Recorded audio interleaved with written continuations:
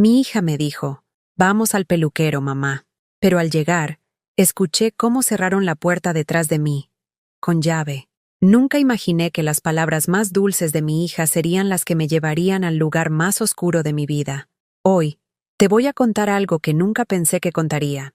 Y si tú, por un segundo, sientes que esto te parece familiar, solo te pido que dejes un like y te suscribas. Me va a ayudar a continuar desahogándome. Me llamo Eugenia Morales. Tengo 72 años y vivo en la colonia San Rafael, en el corazón de la Ciudad de México. Durante 50 años, mi vida giró alrededor de los demás. 50 años cuidando, cocinando, limpiando, sacrificándome. Primero por mi esposo Raúl, que en paz descanse. Después por mis 3 hijos, Andrea, Miguel y Patricia. Y luego por mis 6 nietos. Esa mañana de martes, como todas las demás desde hace 3 meses, me levanté con el peso del silencio. Mi casa de 2 pisos, con su patio lleno de geranios y su olor a café de olla, se había vuelto un eco vacío de lo que alguna vez fue. Las paredes de azulejos azules que tanto me gustaron cuando las escogí con Raúl, ahora solo reflejaban mi soledad.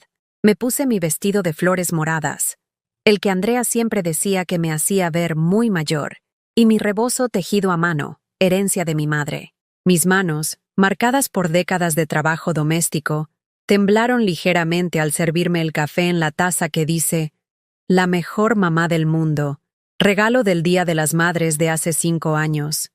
La última vez que recibí algo de mis hijos, el teléfono sonó. Era extraño. Nadie me llamaba ya. Ni siquiera los vendedores de tarjetas de crédito se molestaban con una viuda de la tercera edad. ¿Mamá? Era Andrea. Su voz sonaba distinta, más calculada. «Mija, ¿cómo estás?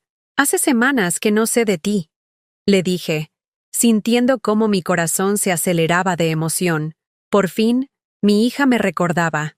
«Te ves tan desarreglada últimamente, mami. ¿Por qué no te llevo a cortarte el cabello hoy?»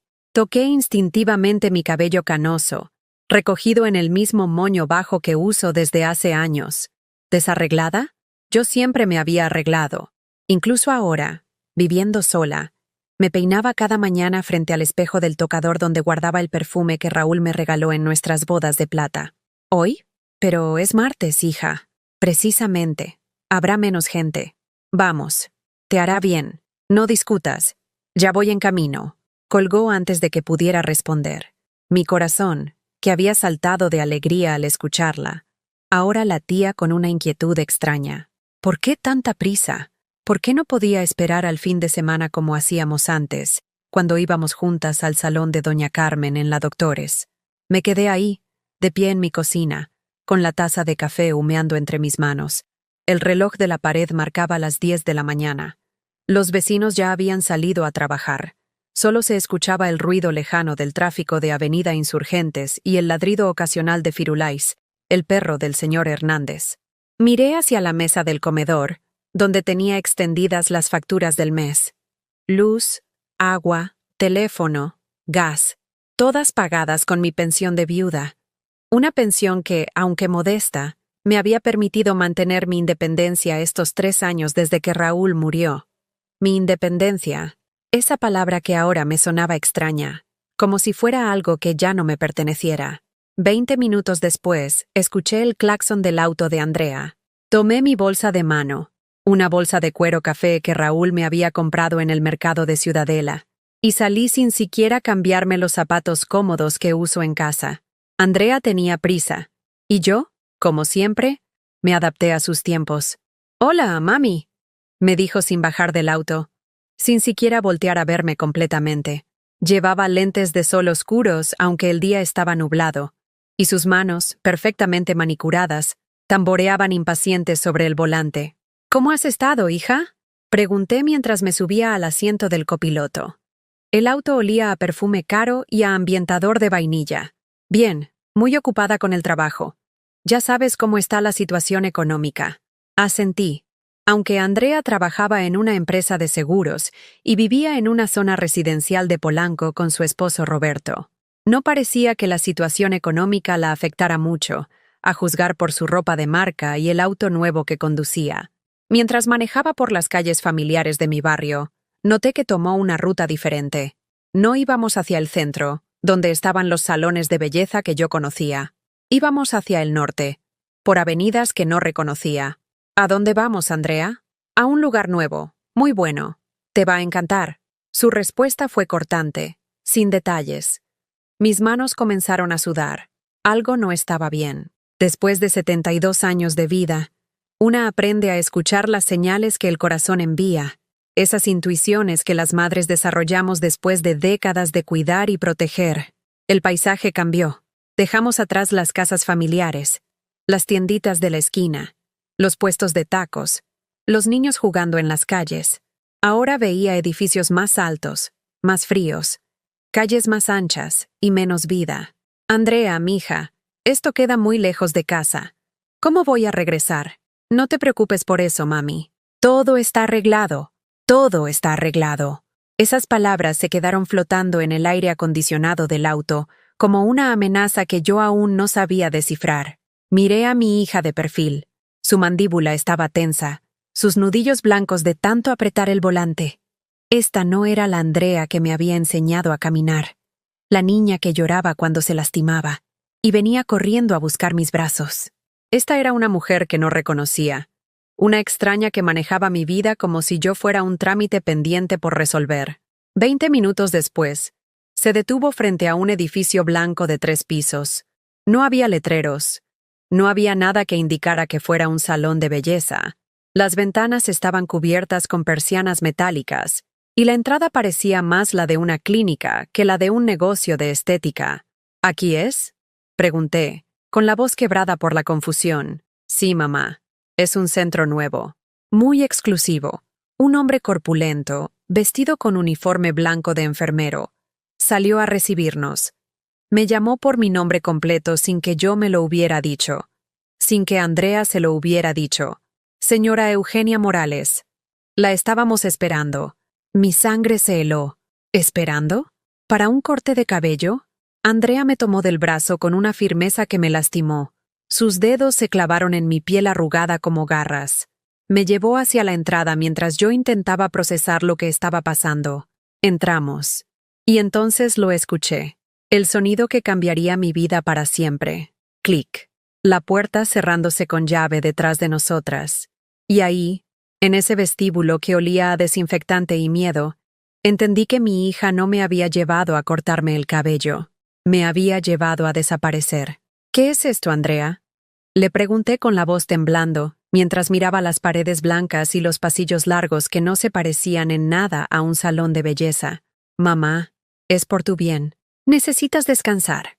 Has estado confundida últimamente. Confundida. Esa palabra me golpeó como una bofetada. ¿Confundida? Yo, que durante 50 años había manejado las finanzas de la casa, que había criado 3 hijos prácticamente sola mientras Raúl trabajaba de sol a sol en la fábrica textil.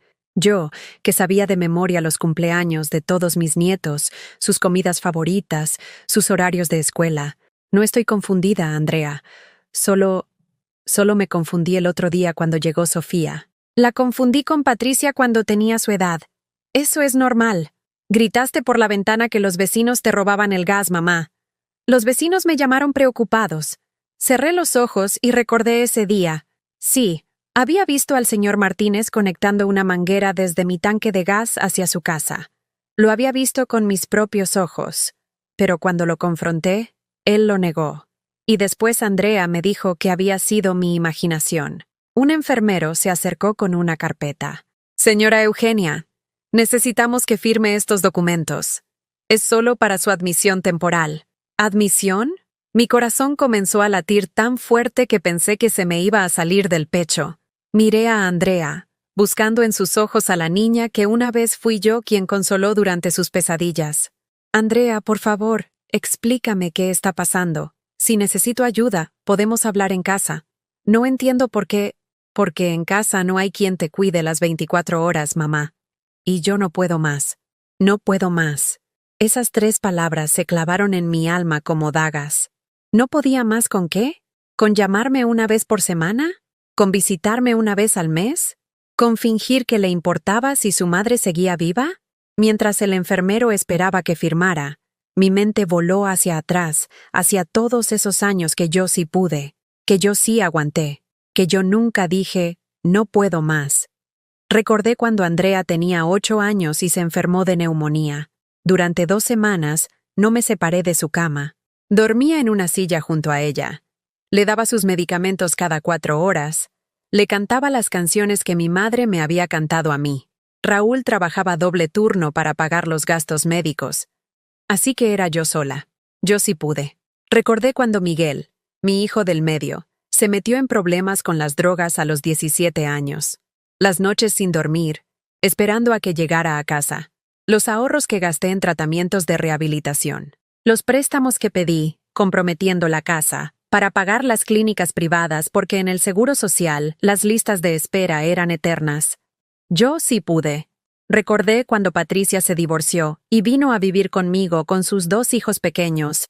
Durante 1 año y medio, mi casa se convirtió en guardería, comedor popular y refugio emocional.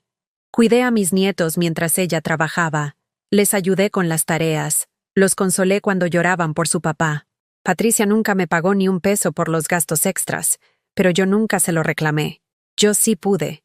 Y ahora, cuando yo necesitaba un poco de compañía, un poco de cuidado, un poco del amor que había dado durante décadas, ella no podía más. ¿Te acuerdas cuando te llevé cargando al hospital porque te caíste de la bicicleta? Le dije, intentando despertar algo de humanidad en sus ojos. Te rompiste el brazo y llorabas tanto que los doctores no te podían examinar. Me quedé contigo toda la noche cantándote las mañanitas una y otra vez hasta que te dormiste. Andrea desvió la mirada. Sus manos temblaron ligeramente. Eso fue hace mucho tiempo, mamá. ¿Te acuerdas cuando te ayudé a pagar tu carrera? Continué, desesperada por encontrar a mi hija verdadera debajo de esa máscara fría. Vendí las joyas que me había regalado tu papá, incluso mi anillo de compromiso, para que pudieras estudiar administración en la universidad privada. Me decías que era tu sueño, que ibas a conseguir un buen trabajo y que después me ibas a cuidar cuando fuera viejita. Las circunstancias cambian, mamá. ¿Te acuerdas cuando Roberto te dejó embarazada y desapareció por 6 meses? Mi voz se quebró al recordar esos días terribles. Viniste a llorar a mi cocina, diciéndome que tu vida estaba arruinada, que no sabías cómo ibas a criar sola a tu bebé. Yo dejé mi trabajo de medio tiempo en la papelería para cuidarte durante el embarazo. Te preparaba caldos de pollo, te sobaba los pies hinchados, te acompañé a cada cita médica. Andrea cerró los ojos como si quisiera borrar esos recuerdos. Cuando nació Sofía, continué, ahora llorando abiertamente, me quedé viviendo contigo 3 meses.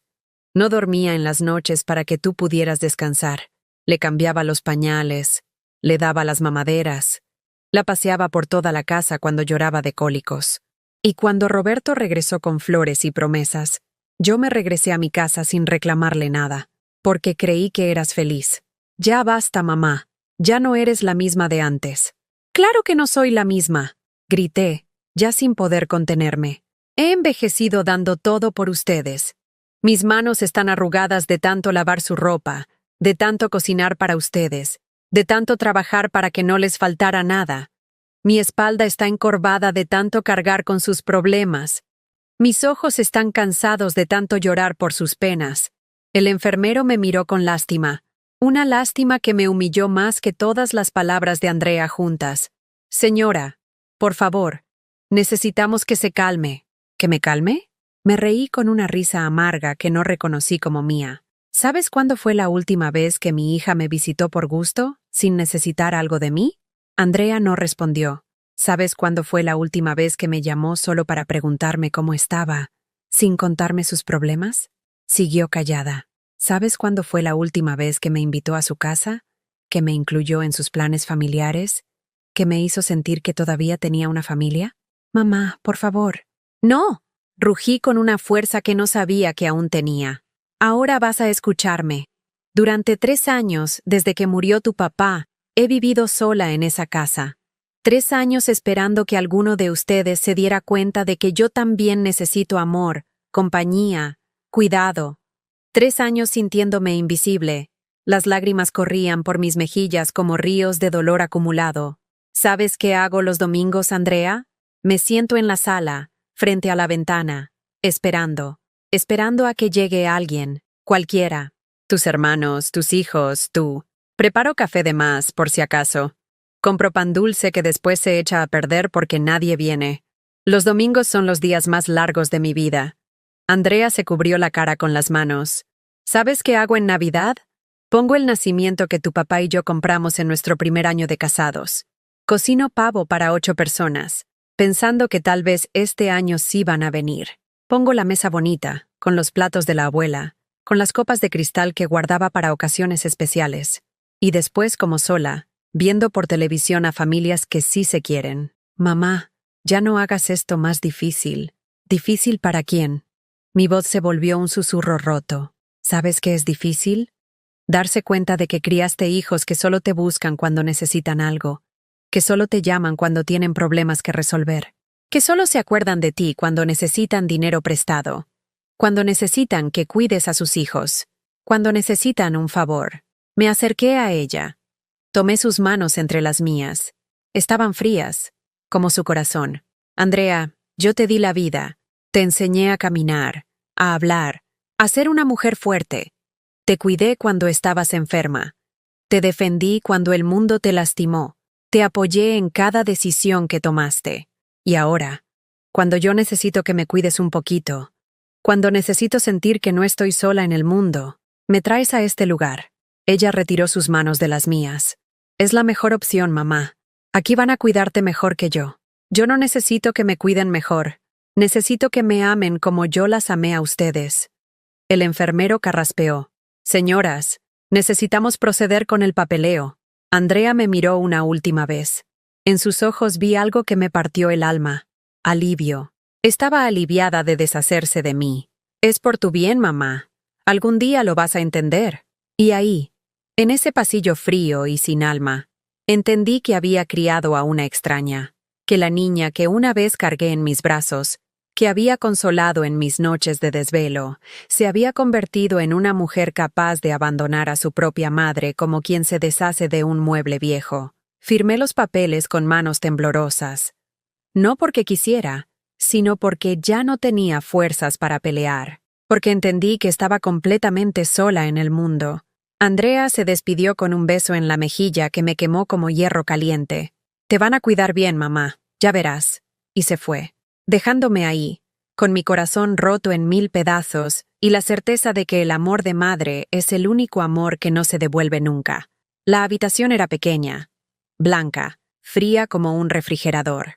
Una cama de hospital con barandales metálicos, una silla de plástico verde y una ventana con rejas que daba a un patio interior donde no crecía nada, ni una planta, ni una flor, nada que me recordara que la vida aún existía. Las enfermeras me hablaban como si fuera una niña de 5 años. ¿Cómo está hoy, señora Eugenia? ¿Se ha portado bien? Portado bien, como si fuera una mascota que podía ser buena o mala. Yo, que había dirigido mi hogar durante 5 décadas, que había tomado decisiones importantes, que había resuelto problemas que mis propios hijos no sabían manejar. Ahora era alguien que tenía que portarse bien. Hoy le toca baño, doña Euge, me decía la enfermera Guadalupe, una mujer joven que masticaba chicle mientras hablaba. Venga, no se haga la difícil, doña Euge. Ni siquiera se molestaban en decir mi nombre completo, como si al recortarlo me hubieran recortado también la dignidad. Los días se volvieron una rutina de humillaciones pequeñas pero constantes. Me despertaban a las 6 de la mañana con pastillas que no sabía para qué eran. Desayuno a las 7, avena aguada, pan duro y café que sabía a agua sucia. A las 9, terapia ocupacional. Armar rompecabezas de 20 piezas diseñados para niños. Esto le va a ayudar con la memoria, señora Eugenia, me decía la terapeuta, una chica que parecía recién salida de la universidad. Es importante mantener la mente activa. ¿Mantener la mente activa? Yo, que había memorizado las tablas de multiplicar de mis 3 hijos cuando estuvieron en la primaria, que había llevado las cuentas de la casa durante décadas sin equivocarme nunca, que sabía de memoria las fechas de nacimiento, los números telefónicos y las direcciones de toda mi familia extendida. Pero ahí estaba, armando un rompecabezas de un gatito mientras ella me vigilaba como si fuera a tragarme las piezas. Una noche, no pude dormir. El colchón era delgado y las sábanas olían a cloro. Desde mi ventana con rejas, podía ver las luces de la ciudad. Somewhere out there, pensé usando las pocas palabras en inglés que había aprendido viendo telenovelas. Mi casa estaba esperándome. Mi cocina con el olor a canela. Mi sala con los cojines bordados que había hecho yo misma. Mi jardín con los geranios que había plantado cuando nació mi primer nieto. Esa madrugada, escuché voces en el pasillo. Me acerqué a la puerta y pegué el oído. ¿Ya vino la familia de la señora Morales?, preguntó una voz que reconocí como la de la enfermera del turno nocturno. No, y ya van 3 semanas, respondió otra. Pero habló por teléfono con el doctor. Dice que ya está vendiendo la casa. Se me paró el corazón. ¿La de la colonia San Rafael? Sí, esa mera. Dice que su mamá ya no va a volver. Mi casa estaba siendo vendida. Sin que yo lo supiera, sin que yo lo autorizara. La casa, donde había criado a mis hijos, donde había llorado la muerte de Raúl, donde guardaba todos mis recuerdos. Corrí hacia mi cama, temblando. Busqué debajo del colchón la libreta pequeña donde había empezado a escribir todo lo que pasaba, por si algún día alguien me preguntaba. Con el lápiz de cejas que me había prestado Josefa, la señora de la habitación de al lado, escribí con letra temblorosa. Andrea está vendiendo mi casa. No me lo dijo. Lo escuché a las enfermeras. No estoy loca. Me quieren hacer desaparecer. Al día siguiente, durante el desayuno, otra residente se sentó junto a mí. Se llamaba Carmen y había sido maestra de primaria durante 40 años. ¿Tú también viniste por el corte de pelo?, me preguntó en voz baja, mirando hacia todos lados para asegurarse de que nadie nos escuchara. No pude responder. Solo asentí mientras las lágrimas corrían por mi cara. A mí me dijeron que era para descansar unos días. Ya llevo 2 meses aquí, susurró.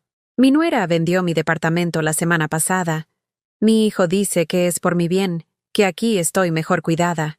Carmen tenía 78 años. Había educado a 3 generaciones de niños en la escuela primaria Benito Juárez. Sus antiguos alumnos la paraban en la calle para agradecerle por haberles enseñado a leer. Y ahí estaba, reducida a una paciente problema porque su familia quería su patrimonio. ¿Sabes qué es lo peor?, me dijo Carmen, que nos hablan como si fuéramos estúpidas. Como si el hecho de ser viejas nos hubiera borrado la capacidad de pensar, de sentir, de recordar. Esa tarde me llamaron a la oficina del director. Era un hombre calvo, de unos 50 años, que me miró por encima de sus lentes como si fuera un expediente y no una persona. Señora Morales, hemos estado evaluando su caso. ¿Mi caso? Yo no era un caso. Era Eugenia. Era una madre. Era una mujer que había vivido 72 años de experiencias, alegrías, dolores, triunfos. Su hija nos ha informado algunos comportamientos preocupantes. Continuó leyendo de una carpeta. Episodios de paranoia, pérdida de memoria, agresividad verbal. ¿Agresividad verbal?, pregunté, sintiendo cómo la indignación me subía por la garganta. ¿Cuándo he sido agresiva? Según el reporte, usted gritó por la ventana acusando a los vecinos de robarle el gas. Porque lo estaban haciendo. Vi al señor Martínez con mis propios ojos.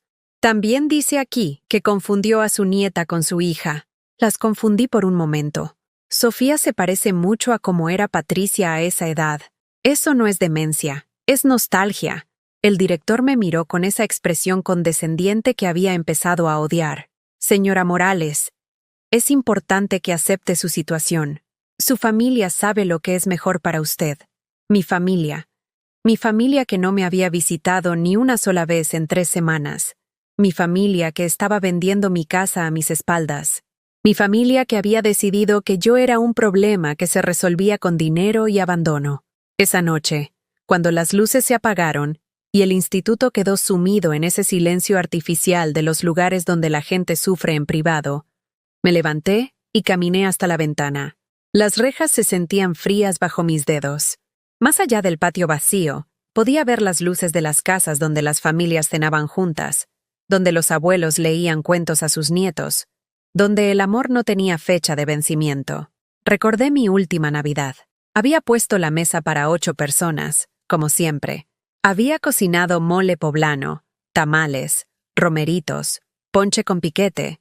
Había envuelto regalos para mis nietos con papel dorado y moños rojos. Había esperado hasta las 11 de la noche, sentada en mi sala, viendo por la ventana, rezando a la Virgen de Guadalupe para que apareciera alguien. Nadie vino. Andrea me llamó por teléfono a las 10 para decirme que tenían otros planes. Miguel estaba muy ocupado con el trabajo. Patricia andaba de viaje con su nueva pareja.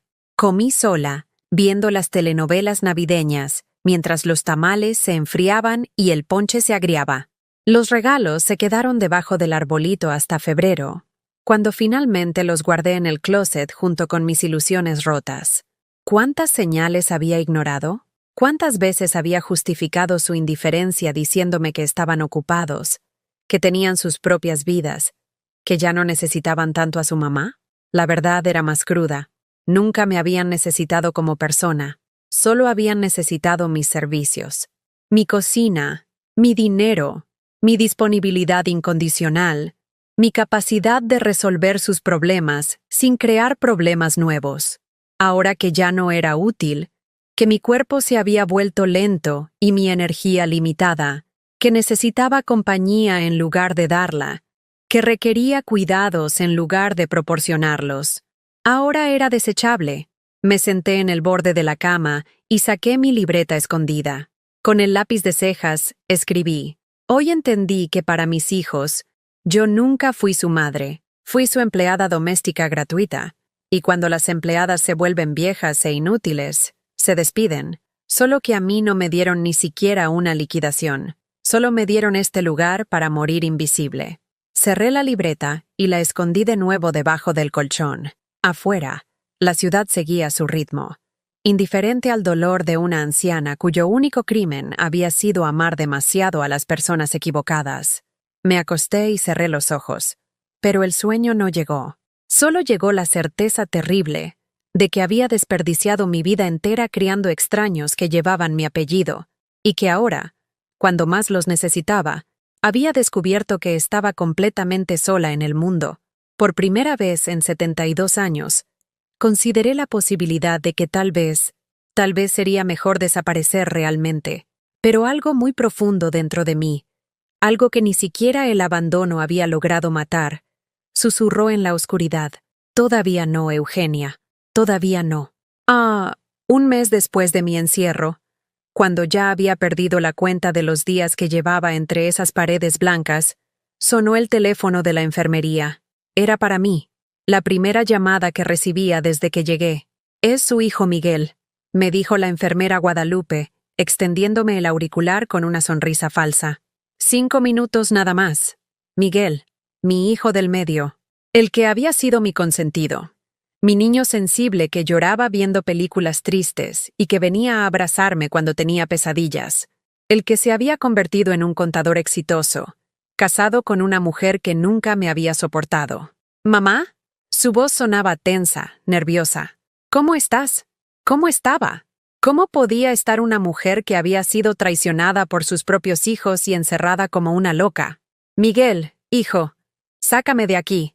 Esto es un error. Yo no necesito estar internada. Puedo cuidarme sola en mi casa. Mamá, Andrea me contó lo que pasó. Dice que has estado muy confundida últimamente, que hablabas cosas raras. Eso no es cierto, grité, sintiendo cómo la desesperación me trepaba por la garganta. Tu hermana me mintió. Me dijo que íbamos al peluquero y me trajo a este lugar. Y ahora está vendiendo mi casa sin mi permiso. Hubo un silencio largo del otro lado de la línea. ¿Ya te enteraste de lo de la casa? Preguntó finalmente, con una voz que sonaba culpable. Mi corazón se detuvo. Él lo sabía. Él sabía que estaban vendiendo mi casa y no me había dicho nada. Miguel, ¿tú también estás de acuerdo con esto? Mamá, escúchame. La casa es muy grande para ti sola, y mantenerla es muy caro. Andrea dice que con el dinero de la venta pueden pagarte una residencia muy bonita, donde vas a estar bien cuidada. Esa casa es mía, rugí con una fuerza que no sabía que aún tenía. Ahí crié a mis hijos. Ahí está enterrado el ombligo de ustedes. Ahí vivió su padre hasta el día que se murió. Mamá, por favor, no te alteres. ¿Que no me altere? Mis propios hijos me están robando mi casa. Me tienen encerrada como a una loca. Y quieres que no me altere. Nadie te está robando nada. Solo queremos lo mejor para ti. Lo mejor para mí. Esa frase que había escuchado tantas veces en las últimas semanas. Como si ellos supieran mejor que yo lo que necesitaba. Como si 72 años de vida no me hubieran dado derecho a decidir sobre mi propia existencia. Miguel, hijo, por favor, ven a verme.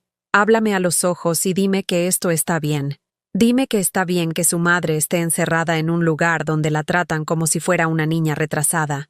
Mamá, yo no puedo ir ahorita. Estoy muy ocupado con el trabajo. Y Yolanda está embarazada otra vez. Y siempre había una excusa. Siempre había algo más importante que su madre. ¿Cuándo fue la última vez que viniste a visitarme a mi casa, Miguel? Silencio. ¿Cuándo fue la última vez que me invitaste a cenar a tu casa? Más silencio. ¿Cuándo fue la última vez que me llamaste solo para saber cómo estaba, sin necesitar algo de mí? Mamá, eso no es justo. ¿Sabes que no es justo, hijo? Que me hayan criado para creer que los hijos cuidan a sus padres cuando envejecen, que me hayan enseñado que la familia se apoya mutuamente, que me hayan hecho creer que el amor que les di iba a ser correspondido algún día. Colgó. Mi propio hijo me colgó el teléfono. Me quedé ahí, con el auricular en la mano, escuchando el tono de línea ocupada como un lamento electrónico que resonaba en mi pecho vacío. La enfermera Guadalupe me quitó el teléfono sin mirarme a los ojos. 2 días después, llegó Patricia, mi hija menor. La rebelde, la que siempre había sido la más sincera de los tres, la que me había causado más dolores de cabeza, pero también la que más me había hecho reír. Entró a mi habitación con una bolsa de papel en las manos y cara de circunstancias. Llevaba un vestido negro que la hacía ver mayor de sus 45 años. «Hola, mamá», me dijo, sentándose en la silla de plástico verde sin mirarme directamente. «Patricia, mi amor, qué bueno que viniste. Pensé que todos me habían olvidado completamente. Te traje naranjas», dijo sacando las frutas de la bolsa. «Sé que te gustan mucho. Naranjas. Como si las naranjas pudieran curar el corazón roto. Como si los cítricos pudieran compensar el abandono. Patricia, sácame de aquí», le supliqué, tomando sus manos entre las mías. «Tú sabes que yo no estoy loca. Tú sabes que puedo cuidarme sola». Ella retiró sus manos suavemente. «Mamá, Andrea me contó lo que ha estado pasando. Dice que te has puesto muy difícil, que gritas por las ventanas, que no reconoces a la gente. Eso no es cierto. Solo me confundí una vez con Sofía. Solo una vez. ¿Y lo del gas? Lo vi con mis propios ojos, Patricia. El señor Martínez sí estaba robándome el gas. Mamá, el señor Martínez tiene 80 años y apenas puede caminar. ¿Cómo va a estar conectando mangueras?» Me quedé callada. Tal vez sí me había equivocado con lo del gas, pero eso no justificaba todo lo demás. Aunque me hubiera equivocado, eso no significa que esté loca.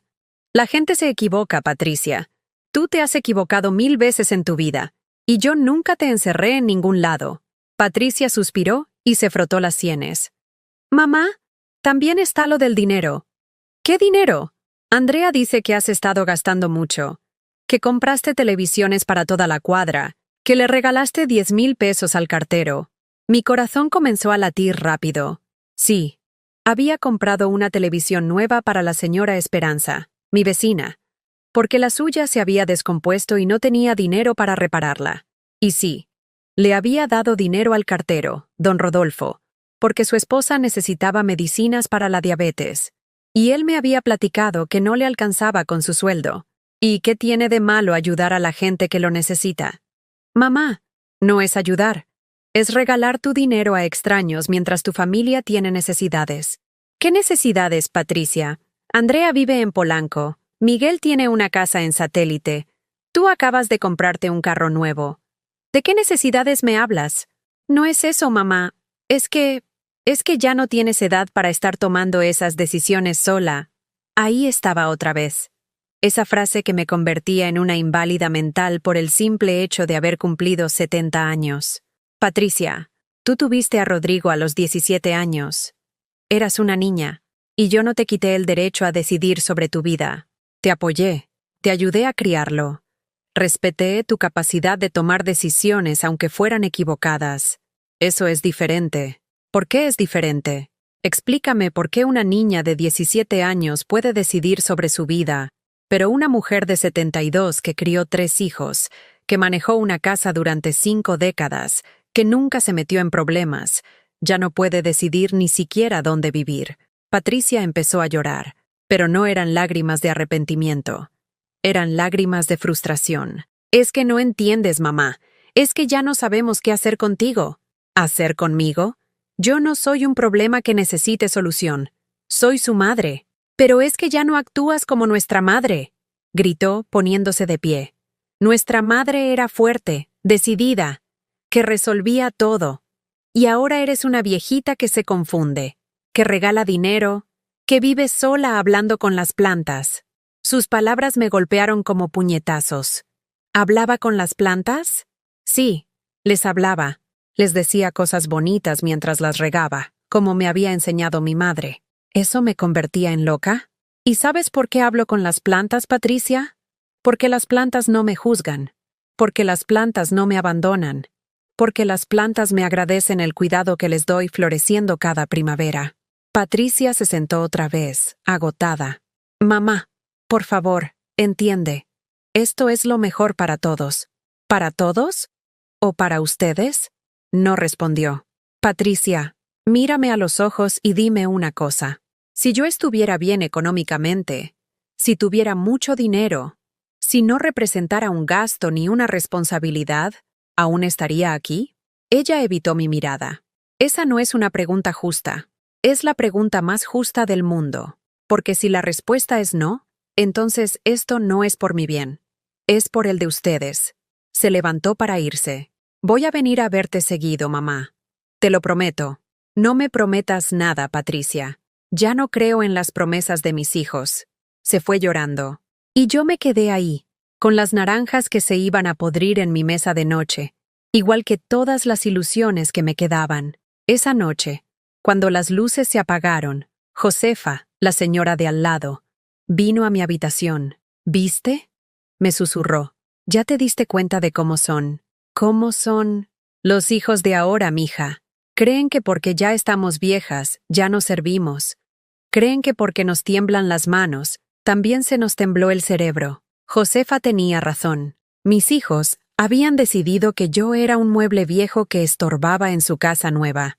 Un problema que se resolvía con dinero y abandono. Pero esa noche, acostada en mi cama de hospital, mirando las sombras que las rejas proyectaban en el techo, algo comenzó a cambiar dentro de mí.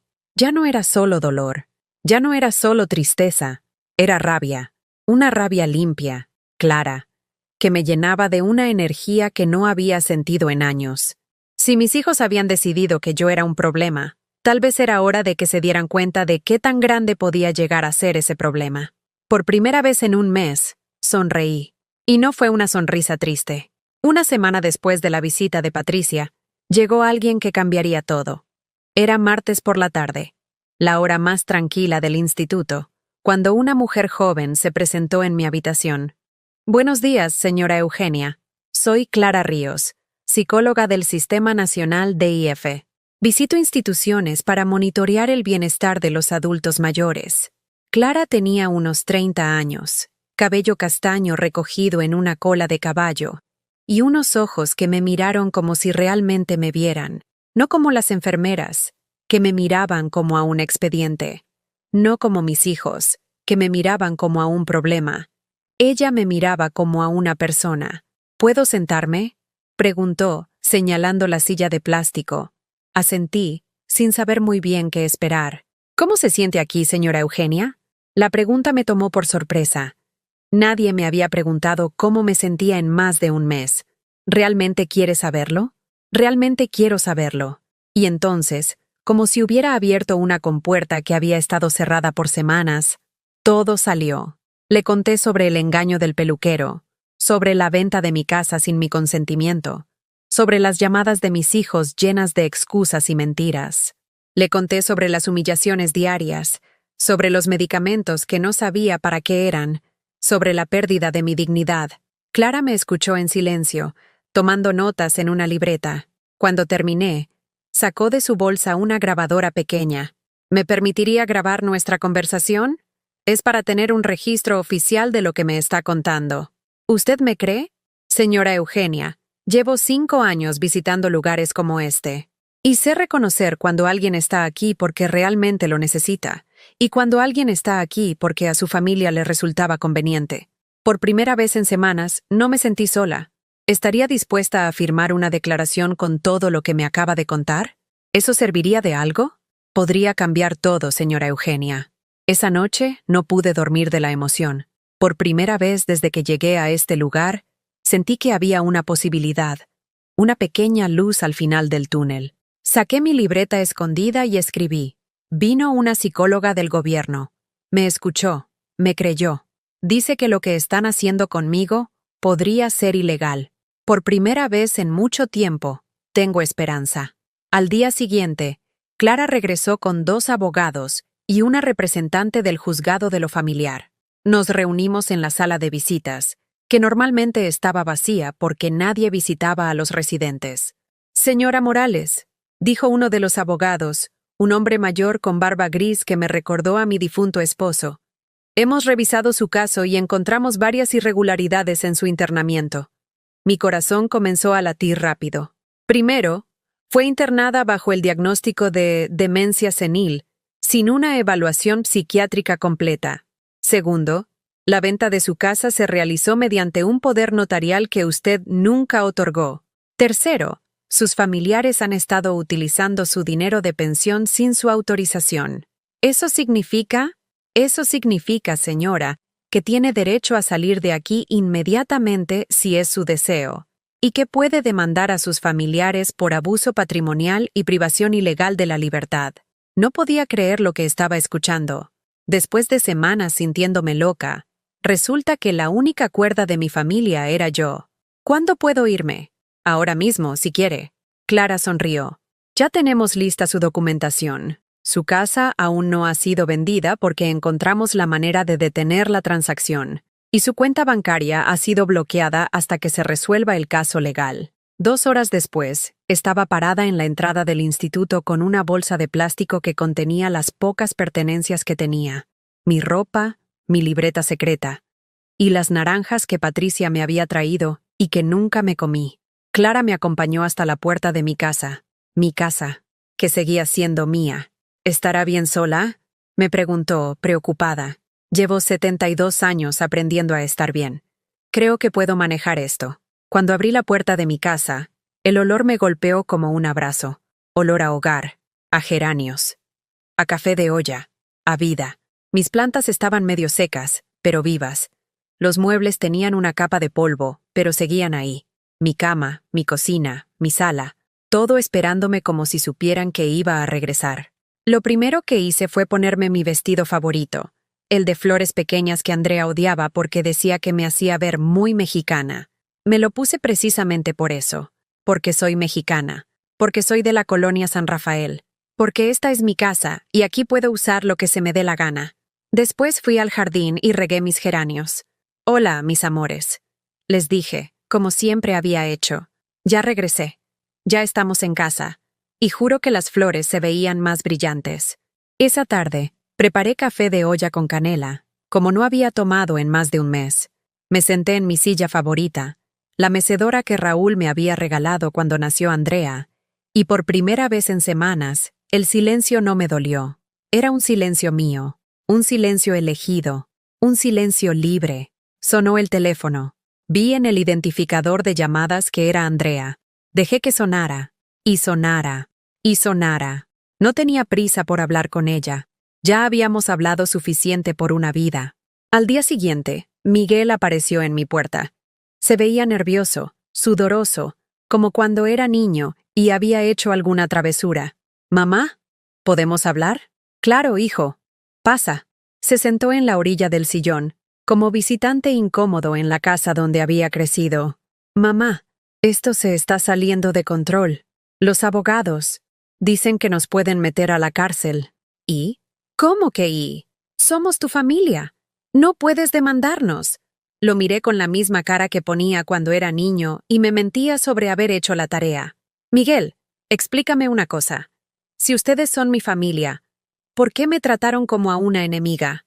Nosotros solo queríamos ayudarte. ¿Ayudarme encerrándome en un lugar contra mi voluntad? ¿Es que pensamos, ayudarme vendiendo mi casa sin preguntarme? ¿Es que la casa es muy grande? ¿Ayudarme gastando mi dinero sin permiso? Se quedó callado. Miguel, hijo, durante 50 años yo ayudé. Ayudé cuando estabas enfermo, cuando tenías problemas, cuando necesitabas dinero, cuando necesitabas que cuidara a tus hijos. Y nunca, jamás, tomé una decisión sobre tu vida sin consultarte. Porque te respetaba. Mamá, por favor, ahora resulta que cuando yo necesito ayuda, ustedes deciden por mí, sin consultarme, sin respetarme. Esa no es ayuda, Miguel. Eso es control. Miguel empezó a llorar, pero ya no me daban ganas de consolarlo como cuando era niño. ¿Qué quieres que hagamos, mamá? Que me respeten, que me pidan perdón, que entiendan que una madre no es propiedad de sus hijos. ¿Y la demanda? La demanda sigue hasta que ustedes entiendan la gravedad de lo que hicieron. Miguel se fue sin despedirse, pero ya no me importó. Por primera vez en mi vida había puesto límites. Y se sentía increíble. Esa noche, mientras preparaba mi cena favorita, huevos con frijoles y tortillas calientes, sonó el timbre. Era Sofía, mi nieta de 16 años. Abuela, ¿puedo pasar? Sofía entró como tormenta de primavera, con los ojos rojos de haber llorado. Abuela, mamá dice que te volviste mala, que ya no nos quieres. La abracé fuerte, oliendo su champú de frutas, sintiendo sus huesos frágiles contra mi pecho. Mi amor, yo nunca podría dejar de quererlos, pero sí dejé de permitir que me lastimen. ¿Es cierto que los vas a meter a la cárcel?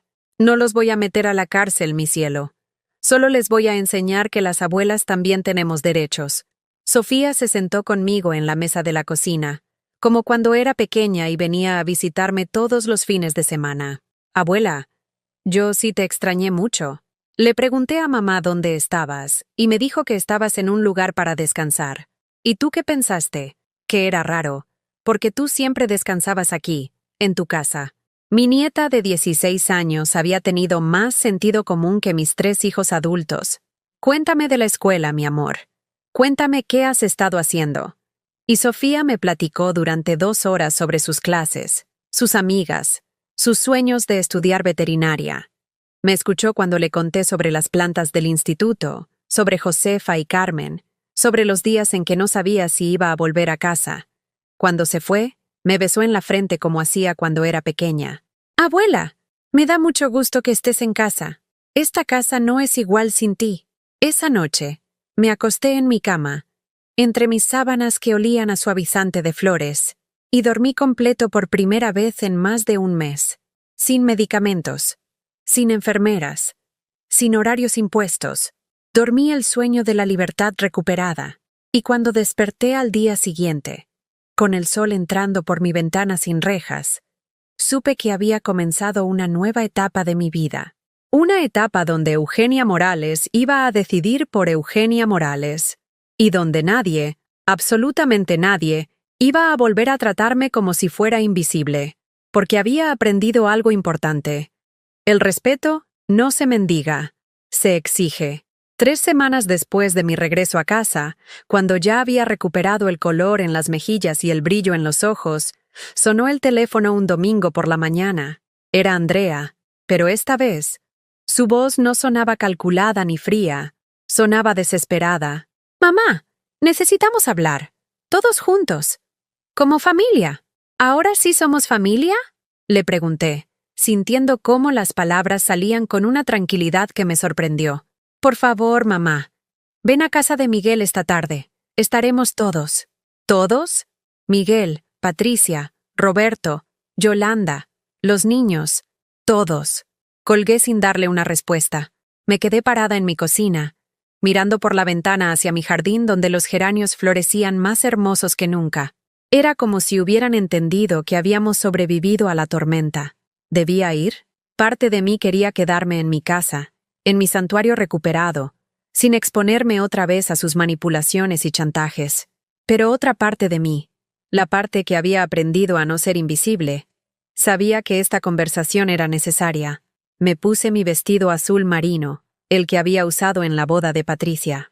Me peiné con cuidado. Me puse los aretes de perlas que Raúl me había regalado en nuestro 20º aniversario y me miré al espejo. La mujer que me miraba de vuelta ya no era la misma que había salido de su casa hace 2 meses creyendo que iba al peluquero. Esta mujer tenía la espalda más derecha, la mirada más firme, la dignidad intacta. Llegué a casa de Miguel a las 5 de la tarde. Era una casa bonita en Satélite, con jardín bien cuidado y 2 autos en la cochera. Una casa que yo había ayudado a pagar con el dinero que le presté para el enganche. Dinero que nunca me devolvió porque era mi regalo de bodas para él. Todos estaban sentados en la sala, como si fuera una junta de consejo de administración. Andrea en el sillón principal, con su bolsa Hermès falsa que creía que yo no sabía que era falsa. Miguel en su silla favorita, la que había heredado de su padre. Patricia en el sofá, nerviosa, evitando mi mirada. Roberto y Yolanda en las sillas del comedor que habían traído para la ocasión. Los nietos estaban ausentes. Seguramente los habían mandado a jugar para que no escucharan la conversación de adultos. «Hola, mamá», me dijeron casi al coro, como niños regañados saludando a la directora de la escuela. Me senté en la única silla que quedaba libre, justo frente a todos ellos, como si fuera mi propio juicio, o el de ellos. «Bueno», dijo Andrea tomando el control como siempre. «Estamos aquí porque esta situación se ha salido de las manos». «¿Esta situación?», pregunté. «¿Te refieres a que me hayan encerrado en un psiquiátrico sin mi consentimiento?» «Mamá, por favor, no dramatices». «¿Dramatizar?» «Andrea, ¿sabes cómo se llama lo que me hicieron?» «Secuestro, privación ilegal de la libertad, abuso patrimonial. No son dramatizaciones, son delitos».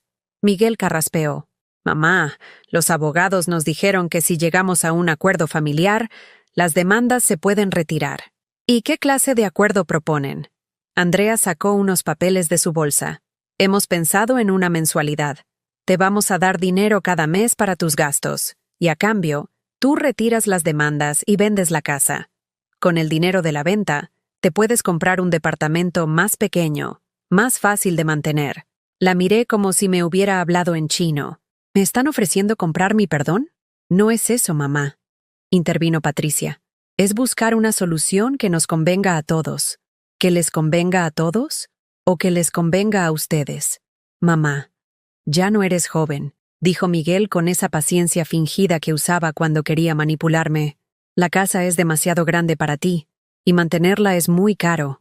Me levanté de la silla y caminé hacia el mueble donde Miguel tenía las fotos familiares. Ahí estábamos todos, en cumpleaños, en navidades, en graduaciones. Una familia que parecía feliz en las fotografías. Tomé una foto de la primera comunión de Andrea. Ella tenía 8 años, vestida de blanco, radiante, abrazándome fuerte. «¿Se acuerdan de este día?», les pregunté, mostrándoles la foto. Silencio incómodo. Andrea se había puesto muy nerviosa la noche anterior. Tenía miedo de que se le olvidaran las oraciones, de que la gente la fuera a ver. Yo me quedé despierta con ella hasta las 3 de la mañana, practicando, consolándola, prometiéndole que todo iba a salir bien. Dejé la foto sobre la mesa y tomé otra. Miguel graduándose de la universidad. ¿Y este día? Miguel, ¿te acuerdas lo orgullosa que estaba? Trabajé doble turno durante 6 meses para ayudarte con la colegiatura del último semestre. Me levantaba a las 4 de la mañana para hacer tamales que vendía en la oficina, para que tú pudieras terminar tus estudios. Miguel bajó la mirada. Tomé la foto de la boda de Patricia. ¿Y tú, Patricia? Cuando decidiste casarte con Enrique, aunque todos sabíamos que era un irresponsable, yo respeté tu decisión. No solo eso, vendí mi cadena de oro para ayudarte a pagar el vestido que querías. Porque era tu día especial. Patricia comenzó a llorar quedito. ¿Saben cuál es la diferencia entre ustedes y yo? continué, dejando las fotos sobre la mesa, que cuando ustedes eran vulnerables, cuando necesitaban ayuda, cuando cometían errores, yo los protegí, los cuidé, los respeté, los amé incondicionalmente. Caminé de vuelta a mi silla, pero no me senté. Me quedé de pie, mirándolos a todos. Pero cuando yo me volví vulnerable, cuando empecé a necesitar ayuda, cuando cometí pequeños errores como cualquier persona de mi edad, ustedes no me protegieron, me encerraron, no me cuidaron, me abandonaron, no me respetaron, me traicionaron y me amaron condicionalmente. «Mamá, nosotros te queremos», empezó a decir Andrea. «No», grité, sintiendo cómo toda la rabia contenida salía como volcán. «No me digan que me quieren. El amor no encierra. El amor no traiciona. El amor no abandona». Roberto, que hasta entonces había permanecido callado, se atrevió a hablar. «Señora Eugenia, tal vez podríamos buscar un término medio». Lo miré con una frialdad que lo hizo callar inmediatamente. «Roberto, tú no tienes voz ni voto en esta conversación. Tú no eres mi hijo. Tú solo eres el marido de mi hija, el mismo que la abandonó embarazada y regresó cuando le convino». Roberto se puso rojo como tomate. «Y ya que estamos hablando claro», continué, «Yolanda, tú tampoco. Tú eres la que durante años le ha llenado la cabeza a Miguel de que yo soy una carga, de que su responsabilidad es contigo y no conmigo». Yolanda abrió la boca para protestar, pero la mirada que le lancé la hizo reconsiderarlo. «Esta conversación es entre mis hijos y yo. Los demás están aquí solo como testigos». Andrea se puso de pie, tratando de recuperar el control. «Mamá, estás siendo muy injusta». «¿Injusta? ¿Injusta?» Mi voz resonó en toda la casa. ¿Quieren que les diga qué es injusto? Saqué de mi bolsa una carpeta que había preparado especialmente para esta ocasión. Injusto es que durante 50 años les di todo, y en 2 meses ustedes quisieron quitarme todo. Abrí la carpeta y saqué el primer documento. Aquí está la factura del dinero que les presté a ustedes 3 a lo largo de los años. Con intereses, suman 240,000 pesos que nunca me devolvieron. Sus caras palidecieron. Aquí están las facturas de todos los regalos que les compré a sus hijos. Mi tiempo de niñera gratuita calculado a precio de mercado. Las comidas que les preparé. La ropa que les lavé incluso cuando ya eran adultos. Todo suma 400,000 pesos más. «Mamá, eso no es justo», murmuró Miguel. «¿No es justo? Entonces mi casa, que vale 800,000 pesos, ni siquiera cubriría lo que ustedes me deben. Así que no vengan a hablarme de términos medios ni de acuerdos». Me acerqué a Andrea y la miré directamente a los ojos. «Hija, durante 48 años creí que te había criado para ser una mujer fuerte, independiente, generosa, pero me equivoqué. Te crié para ser una mujer que abandona a su madre cuando ya no le es útil». Andrea empezó a llorar. «¿Y a ti, Miguel?» Me volteé hacia mi hijo del medio.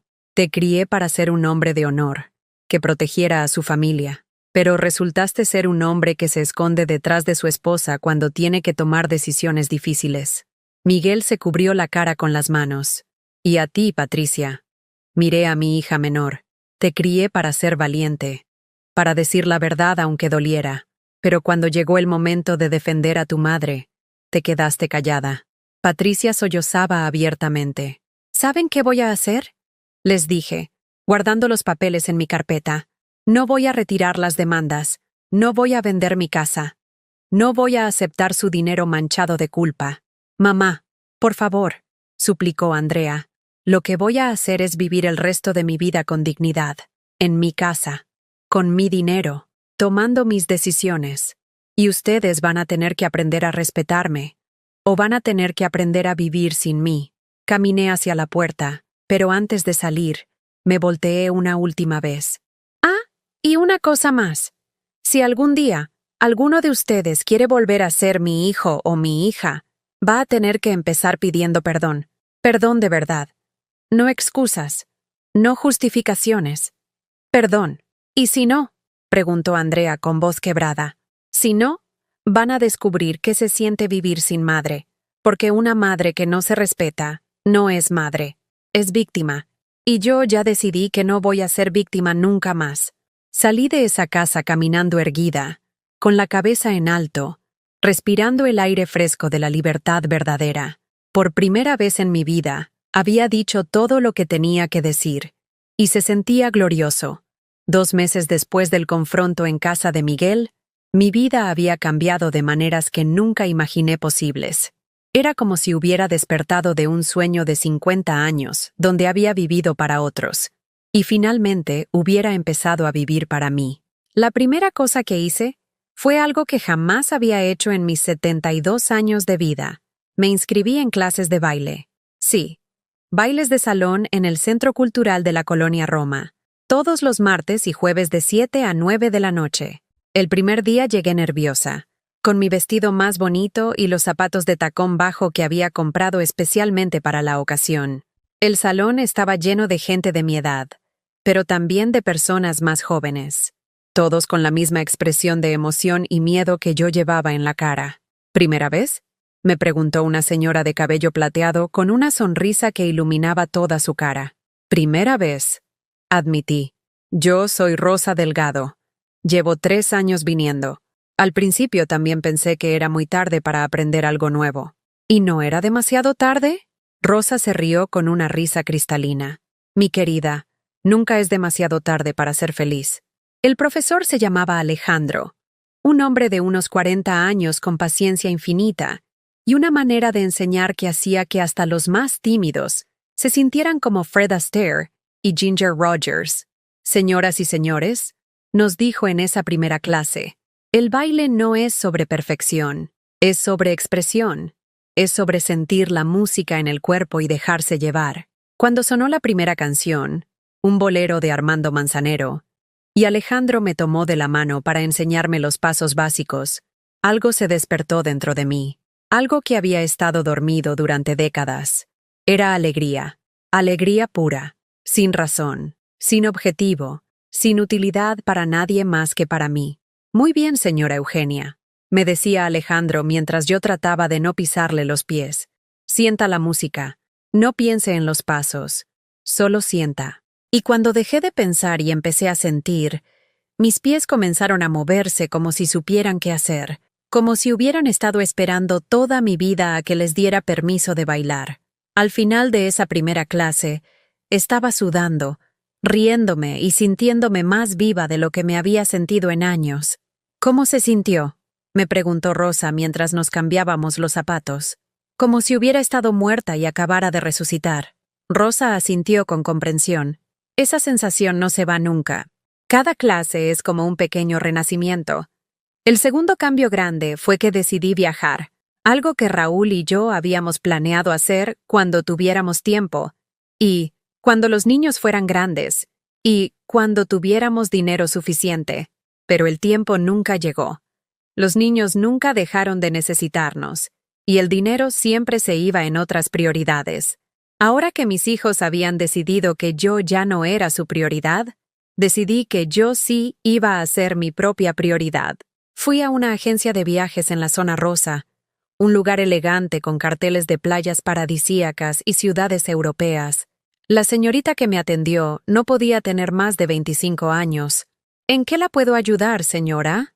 Quiero viajar, le dije con una seguridad que me sorprendió. ¿A dónde le gustaría ir? La pregunta me tomó por sorpresa. Nunca nadie me había preguntado a dónde quería ir. Siempre había sido a donde necesitaban que fuera. Al hospital cuando los niños se enfermaban, a la escuela cuando tenían juntas, a casa de la suegra cuando había reuniones familiares.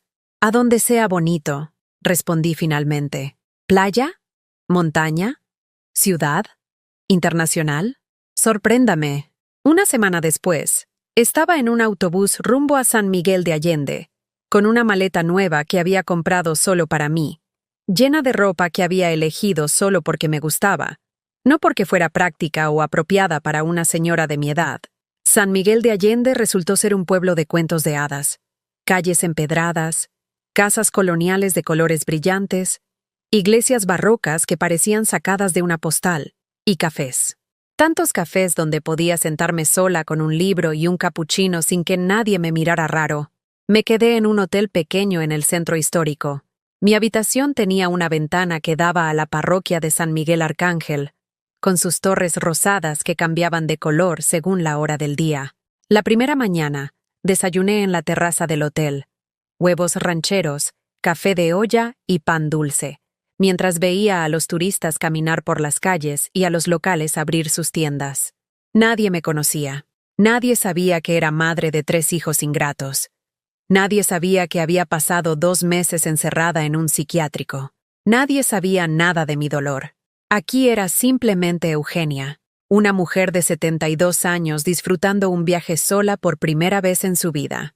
El segundo día, me inscribí en un taller de pintura que daban en una galería local. Nunca había pintado en mi vida, pero algo sobre los colores brillantes y los pinceles me llamaba la atención. No hay reglas, nos dijo la maestra, una artista local llamada Carmen. Solo hay expresión. Pinten lo que sienten, no lo que ven. Mi primera pintura fue un desastre. Colores que no combinaban, formas que no tenían sentido, líneas temblorosas que revelaban mi inexperiencia. Pero cuando la terminé y la puse en el caballete, algo extraordinario pasó. Era mía, completamente mía. Nadie me había dicho qué pintar, cómo pintarlo, para quién pintarlo. Era la primera cosa que había creado en décadas que no tenía como propósito servir a alguien más. Es hermosa, me dijo Carmen, viendo mi pintura abstracta de colores caóticos. Está horrible. Me reí. No, está libre. Y la libertad siempre es hermosa. Esa noche, cené sola en un restaurante romántico en la azotea de un hotel boutique.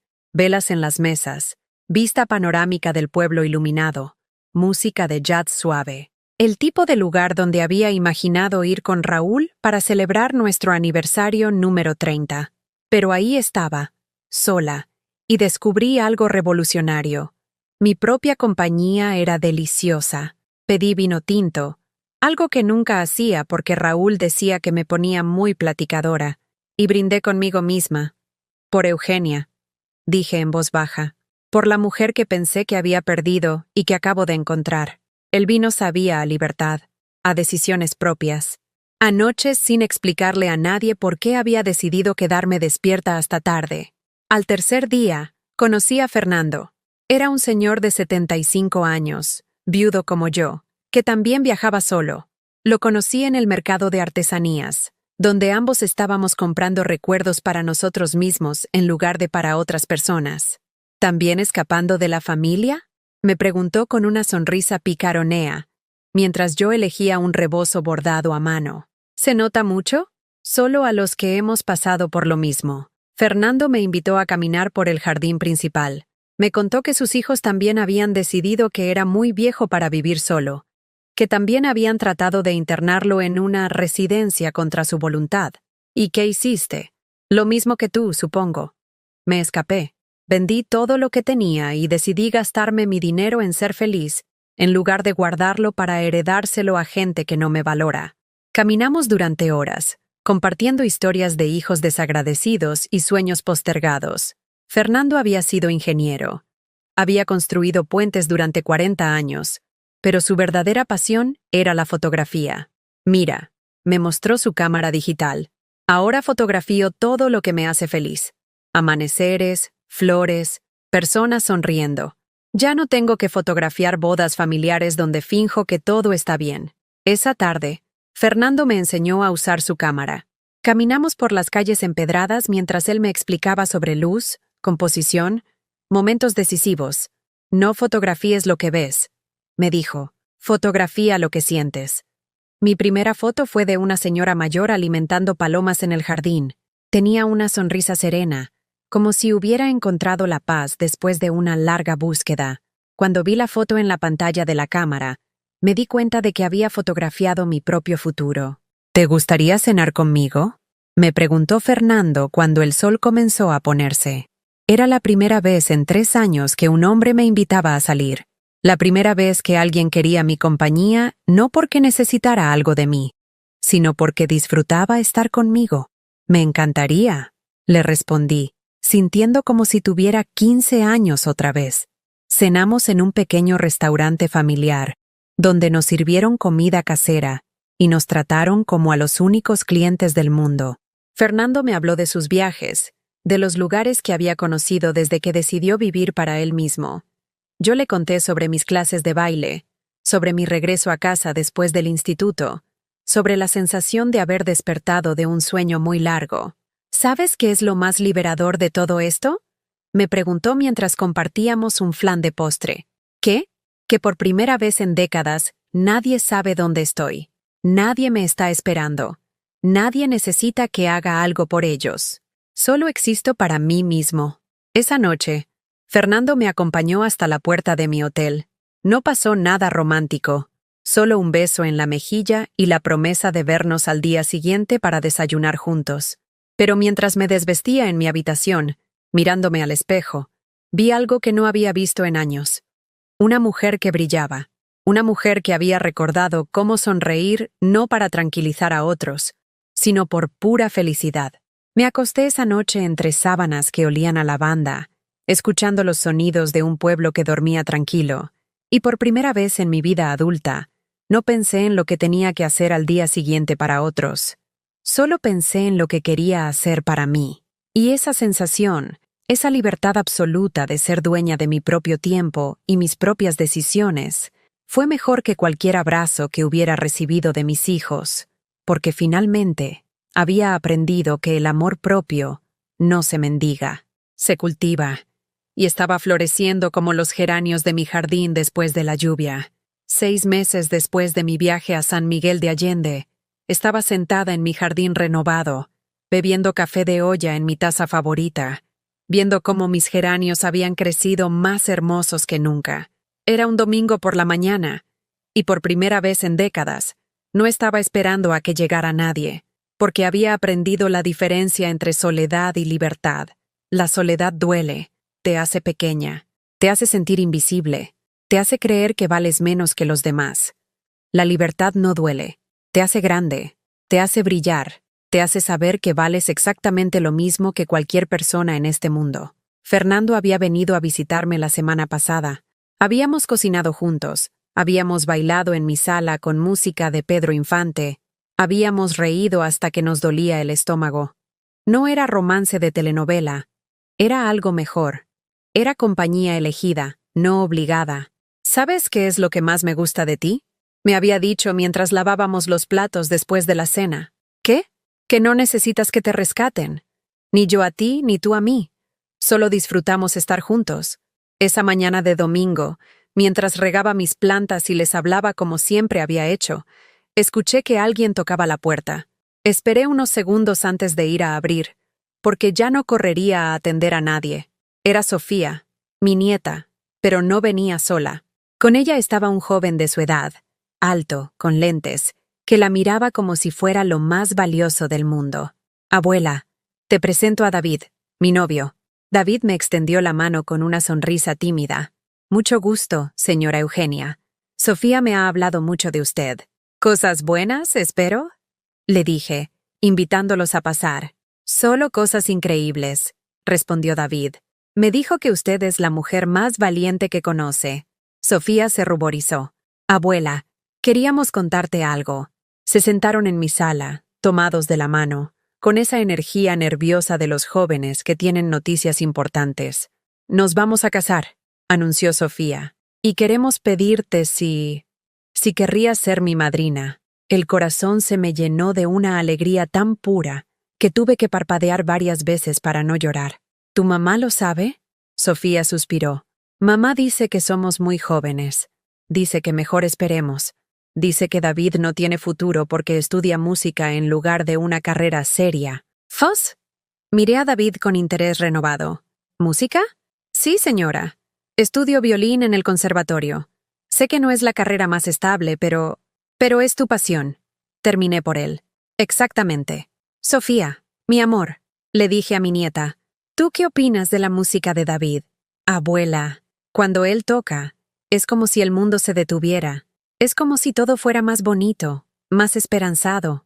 Entonces tu madre está equivocada. La única carrera que no tiene futuro es la que se estudia sin pasión. David sonrió con alivio. Por supuesto que seré tu madrina. Le dije a Sofía. Será un honor. Sofía se levantó y me abrazó fuerte. Abuela, ¿puedo preguntarte algo? Lo que quieras, mi cielo. ¿Cómo supiste que tenías que alejarte de la familia? ¿No te dio miedo quedarte sola? Me quedé callada por un momento, pensando en cómo explicarle a una chica de 18 años lo que me había tomado 72 años aprender. Mi amor, no me alejé de la familia. Me alejé de las personas que me lastimaban, aunque llevaran mi apellido. La familia verdadera no te abandona cuando más la necesitas. La familia verdadera no te encierra por conveniencia. La familia verdadera no te trata como si fueras un problema que hay que resolver. ¿Y el miedo? El miedo existe, Sofía, pero descubrí que hay dos tipos de miedo. El miedo que te paraliza, que te hace quedarte en situaciones que te lastiman porque conoces el dolor y le tienes miedo a lo desconocido. Y el miedo que te libera, que te hace salir de esas situaciones porque le tienes más miedo a seguir sufriendo que a empezar de nuevo. David escuchaba con atención. Señora Eugenia, ¿puedo preguntarle algo personal? Adelante. ¿Se arrepiente de haber demandado a sus hijos? La pregunta me sorprendió por su directidad, pero me gustó que este joven fuera sincero. No me arrepiento, David, porque no los demandé por venganza. Los demandé para enseñarles que las acciones tienen consecuencias, que no pueden lastimar a las personas y esperar que no pase nada. ¿Y funcionó? Patricia vino hace un mes. Lloró durante 2 horas. Me pidió perdón, un perdón real, sin excusas, sin justificaciones. Ahora viene a visitarme cada 15 días. No porque tenga que hacerlo, sino porque quiere hacerlo. ¿Y los otros? Miguel y Andrea siguen creyendo que yo soy la mala de la historia. Y está bien, no puedo obligar a nadie a amarme, pero tampoco voy a permitir que nadie me falte al respeto. Sofía tomó mi mano. Abuela, yo quiero ser como tú cuando sea grande. Como yo como. Valiente. Independiente. Que no le tenga miedo a estar sola si eso significa tener dignidad. Mi amor, puedes ser así desde ahora. No esperes a ser grande. La dignidad no tiene edad. Esa tarde, después de que Sofía y David se fueron, me quedé pensando en todo lo que había pasado. 7 meses atrás, creía que mi vida había terminado cuando me encerraron en ese instituto. Creía que sin mis hijos, sin mi papel de madre abnegada y sufrida, yo no era nadie. Pero había descubierto algo revolucionario. Era alguien. Era Eugenia Morales. Una mujer con gustos propios, con sueños propios, con derecho a ser feliz por sus propias razones. El teléfono sonó. Ya no me alteraba cuando sonaba, porque había aprendido que tenía derecho a no contestar si no quería. Era Clara, la psicóloga que me había ayudado a salir del instituto. Señora Eugenia, ¿cómo está? Muy bien, Clara. ¿Y tú? Tengo una propuesta que hacerle. ¿Estaría interesada en dar pláticas a otras mujeres mayores que están pasando por situaciones similares a la suya? La propuesta me tomó por sorpresa. ¿Pláticas sobre qué? Sobre derechos de los adultos mayores. Sobre cómo reconocer el abuso familiar. Sobre cómo recuperar la dignidad. Su historia ha ayudado a muchas personas, señora Eugenia. No sé si soy buena hablando en público. No se trata de ser buena hablando. Se trata de ser buena viviendo. Y usted es un ejemplo de que nunca es demasiado tarde para empezar a vivir para una misma. Acepté. Y 2 semanas después, estaba parada frente a un grupo de 30 mujeres de entre 60 y 80 años, en el auditorio del centro de salud de mi colonia. Todas con historias similares a la mía. Todas sintiendo que habían dado todo y no habían recibido nada a cambio. Mi nombre es Eugenia Morales. Comencé. Y durante 70 años creí que mi valor dependía de lo útil que fuera para otros. Las vi a sentir. Reconocían esa sensación. Creí que si dejaba de cocinar, de limpiar, de resolver problemas, de dar dinero, de cuidar nietos, ya no tendría razón de existir. Más asentimientos. Pero me equivoqué. Mi valor no está en lo que hago por otros. Mi valor está en el simple hecho de existir, de tener sentimientos, de tener derecho a ser feliz. Una señora en la primera fila levantó la mano. ¿Pero cómo hace una para no sentirse culpable? Mis hijos me dicen que soy egoísta por querer tiempo para mí. Señora, ¿usted les dice a sus hijos que son egoístas cuando salen con sus amigos, cuando se van de vacaciones, cuando compran cosas para ellos mismos? No, claro que no. Entonces, ¿por qué ellos sí pueden decírselo a usted? ¿Por qué ser mayor significa perder el derecho a tener vida propia? El silencio en el auditorio era profundo. Estas mujeres estaban procesando ideas que nunca se habían permitido pensar. Quiero que repitan conmigo, les dije. Tengo derecho a ser feliz. Un murmullo tímido llenó el salón. Más fuerte. Tengo derecho a ser feliz. Esta vez fue más claro.